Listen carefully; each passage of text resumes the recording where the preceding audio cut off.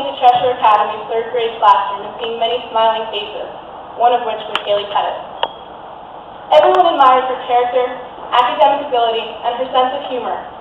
Even at that age, we all had immense respect for this amazing girl. We each fought to be her friend, and we all found that she was mature enough not to play in the petty games, but instead be friendly to each of us. For as long as I can remember, she was awesome at basketball. We always joked about how she would play for the Yukon women's team when she grew up. She went to countless basketball camps and could usually be found studying or shooting hoops either by herself or with her dad. As time went on, Haley and I grew to be incredibly close friends. We told each other everything, had sleepover parties, played silly little pranks, and even though we were polar opposites, we continued to grow into better friends. We both switched schools in 6th grade to what is now Chase Collegiate School. A half-hour drive away, our families decided that carpooling would be the best option.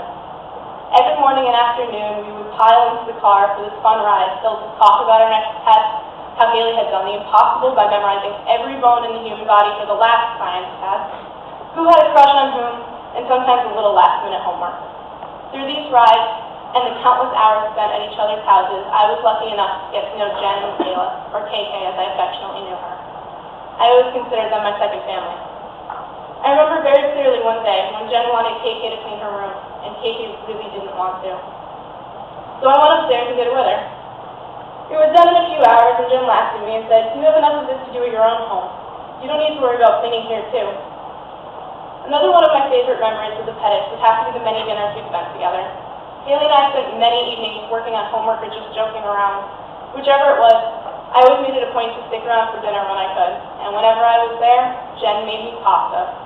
After my continuous praise of her sauce, Jen finally taught me how to make it for myself, but it just never tasted the same when I made it.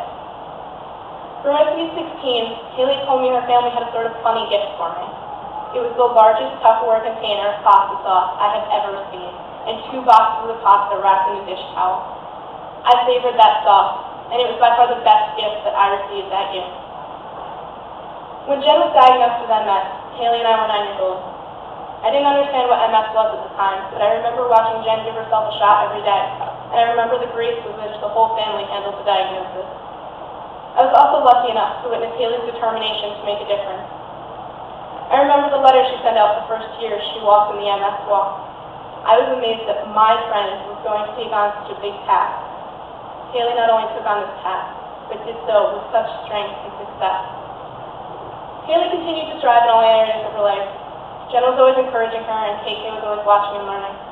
One year, Haley asked me to walk with her and her team, Haley's Hope, and I was so honored. That was 2003, the year that the MS Society asked her to cut the ribbon and begin the Cheshire Walk. That was her first of many honors for her amazing work for the MS Society. I was so proud to hear that KK was going to take over as Haley went on to pursue her other dream of becoming a doctor at Dartmouth College this fall.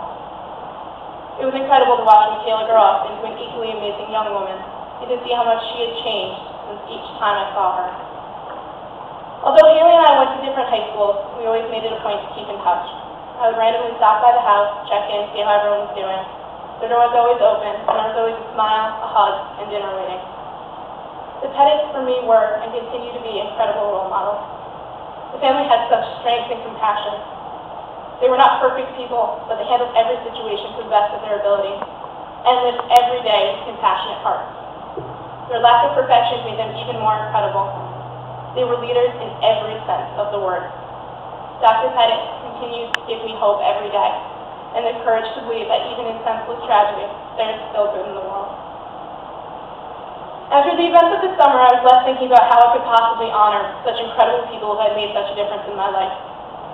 When I thought about their passions, my first thought was the work they had done for the MS Society.